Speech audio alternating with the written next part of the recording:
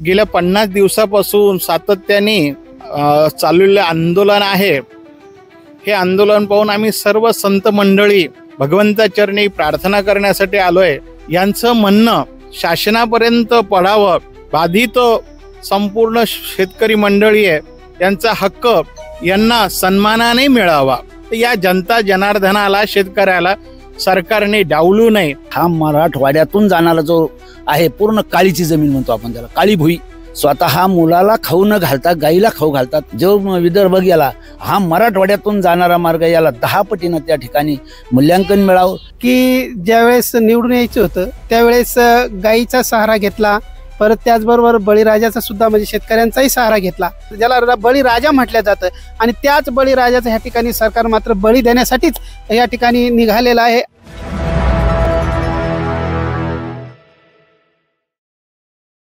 नमस्कार मित्रांनो, जालना नांदेड समृद्धी महामार्गामध्ये जो जमीन जात आहे त्याच्या मूल्यांकनासंदर्भात आज इथं 48वा दिवसाचे देवमूर्ती इथं आंदोलन सुरू आहे। 48व्या दिवशी सगळे संत महंत जिल्ह्याभरातील आज इथं आलेले आहेत। आपण जाणून घेऊया की नेमकं काय सध्या प्रोग्रेस आहेत, की इथं संत महंतांचं काय मार्गदर्शन, काय म्हणणं आहे आपण समजून घेऊया। महाराज, तुम्ही इथं आज आंदोलनाला 48व्या दिवशी भेट देण्यासाठी आलेले। 48 दिवस झाले, आतापर्यंत तोडगा निघालेला नाही। एकीकडे जसं आपण बघितलं की खूप संत महंतांचा हा खूप मोठा याच्यात रोल आहे, जी सरकार निवडून आलंय, तरी देखील जर सुधारणा होत नसेल, शेतकऱ्यांवर आंदोलन करण्याची वेळ येत असेल, तर आपण काय म्हणाल? शासनाला एवढं विनंती करतो की हा भारत देश गोप्रधान कृषीप्रधान देश आहे आणि संज्ञा अशी आहे सनातन गो ब्राह्मण प्रतिपालक हे सरकार आहे। पण सरकार भौगोलिक ठिकाणी जे आहे असमतोल निर्माण झालेला आहे। त्याकरता गेल्या 50 दिवसापासून सातत्याने या जालना परिसरात जालना नांदेड या द्रुतगतीचं जे चाललेले आंदोलन आहे, हे आंदोलन पाहून आम्ही सर्व संत मंडळी भगवंताचरणी प्रार्थना करण्यासाठी आलोय की हे बाधित शेतकऱ्यांना हिंमत यावी। बाधित शेतकरी जे आहे तर यांचं म्हणणं शासनापर्यंत पडावं, बाधित संपूर्ण शेतकरी मंडळी आहे यांचा हक्क यांना सन्मानाने मिळावा, यासाठी आम्ही या ठिकाणी आलेलो आहे। जो काही मार्ग आहे मुंबई नागपूर समृद्धी मार्ग ज्यावेळेस झाला त्यानंतर आता महागाई वाढली आहे। त्या महागाईच्या निर्देशांकाप्रमाणे जे आहे तर जालना आणि नांदेड याचं मूल्यमापन व्हावं, त्यापेक्षा थोडं अधिकच व्हावं अशी कल्पना यांची रास्त आहे। आणि या कल्पनेला पाठिंबा देण्यासाठी आम्ही सगळं संत मंडळी या ठिकाणी आलो आहे। आम्हाला निश्चित आहे की सरकार दयाळू आहे, भगवंतानंतर सरकार आणि सरकारनंतर जनता जनार्दन आहे। तर या जनता जनार्दनाला शेतकऱ्याला सरकारने डावलू नये हीच विनंती करण्यासाठी आम्ही या ठिकाणी आलेलो आहे। फुलंब्रीकर महाराजांनी सांगितल्याप्रमाणे ते आज शेतकऱ्यांच्या समर्थनार्थ पाठिंबा देण्यासाठी इथं आलेले आहेत। महाराज, आज तुम्ही इथं आलात, 48 दिवस झाले शेतकरी आंदोलनाला बसलेले आहे, शेतकऱ्यांचं कोणी वालीच राहिलं नाही असं वाटतंय का आपल्याला? रामकृष्ण हरी, 48 दिवस झाले आमचे गोपालक, त्याचप्रमाणे पिढी जात आपल्या वडिलोपार्जित जमीन त्या ठिकाणी जे कसत होते कसत आहेत।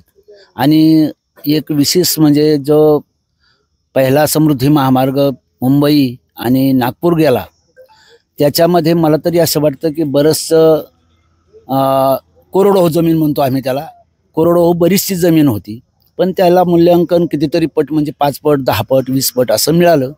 आणि आता ही जी जाणारी जमीन आहे कमान एरियामधली आहे, रामनगर जे कमान एरिया आहे, म्हणजे हा मराठवाड्यातून जाणारा जो आहे पूर्ण काळीची जमीन म्हणतो आपण त्याला, काळी भुई जमीन आहे।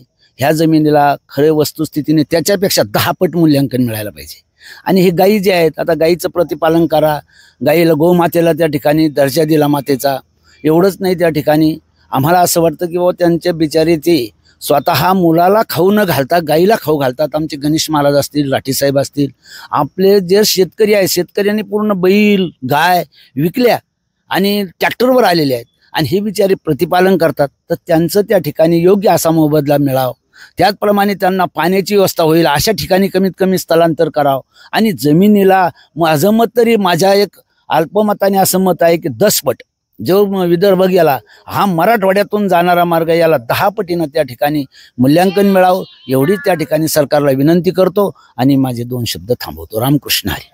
जसं रामेश्वर महाराजांनी सांगितल्याप्रमाणे एकीकडे पश्चिम महाराष्ट्र आणि विदर्भामध्ये जसं शेतकऱ्यांचं डेव्हलपमेंट सुरू आहे, त्यांना जशा प्रकारे तुम्ही मोबदला देतात तसंच मराठवाड्यातील शेतकऱ्यांना देखील मोबदला देण्यात यावा. महाराज एकीकडं जसं इलेक्शन आलं त्यांच्या काही दिवसांपूर्वीच गोमातेला राज्यमातेचा दर्जा देण्यात आला. आज बऱ्याच या रोडमध्ये गोशाळा विस्थापित होत आहे, गायींना आता राहण्याची व्यवस्था राहणार नाही, तरी देखील या शासनाला हृदयाला पाझर फुटत नाहीये. हे प्रशासन अद्यापपर्यंत हालचाल करत नाही. आज 48 दिवस झाले, काय सांगाल? मला एकच वाटतं की ज्यावेळेस निवडून यायचं होतं त्यावेळेस गाईचा सहारा घेतला, परत त्याचबरोबर बळीराजाचा सुद्धा म्हणजे शेतकऱ्यांचाही सहारा घेतला आणि निवडून आल्याच्या नंतर ज्याच्या सहारा घेऊन तुम्ही निवडून आलेत आणि त्याच गोमातेला अनाथ करण्याचं ह्या ठिकाणी एक सरकार हे काम करत आहेत. कारण ज्या गोशाळा आहेत जागोजागी आता त्यांचं पुनर्वसन करायचं, स्थलांतर करायचं, तर त्याच्यासाठी लागणारा जो खर्च आहे, त्याचबरोबर ह्या ठिकाणी जी बळीराजाची जमीन जाते ज्याला बळीराजा म्हटलं जातं आणि त्याच बळीराजाचं ह्या ठिकाणी सरकार मात्र बळी देण्यासाठीच या ठिकाणी निघालेलं आहे असं मला तरी वाटतं. आणि ज्याच्या भरोश्यावर ह्या ठिकाणी सरकार निवडून आलं आणि त्यालाच ह्या ठिकाणी डावलतं, हा मात्र सरकार काय म्हणजे त्या ठिकाणी कथनी अलग आणि करणी मात्र ह्या ठिकाणी सरकारची अलग दिसत आहे. तरी त्यांच्या कथनीमध्ये आणि करणीमध्ये मात्र त्या ठिकाणी त्यांनी बदल करू नये. कारण पुढे जर भविष्यामध्ये सरकारला जर ह्या ठिकाणी जर तुमची त्या ठिकाणी जी कथनी आहे आणि त्या कथनीनुसार त्या ठिकाणी जर तुम्हाला ह्या ठिकाणी जर वागले तरच मात्र ह्या ठिकाणी मात्र पुढे तुम्हाला भविष्यामध्ये ह्या ठिकाणी संधी अजून मिळू शकते.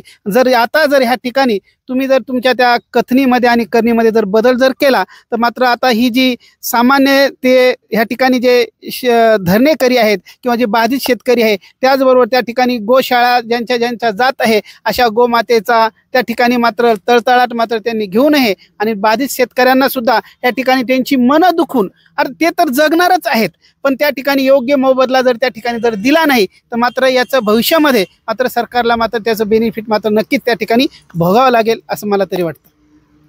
नक्कीच एकूण जर आपण बघितलं तर आज 48व्या दिवशी सगळे संत महंत साधू गुरु सगळे जे जिल्ह्यातील बाहेर जिल्ह्यातील आज एकत्र येणं सुरू झालेलं आहे. एकीकडे आपण बळीराजा म्हणतो, या बळीराजाचा बळी गेल्यानंतर यांना न्याय मिळतो काय अशी भावना आज सगळ्यांमार्फत व्यक्त केलेली आहे. तसेच येणाऱ्या काळात जर लवकरात लवकर यांना न्याय नाही मिळाला तर पुढचा काळ हा कसा ठरेल हे आपण समजू शकता. अनुप राठी, पार्श्वमी डिजिटल.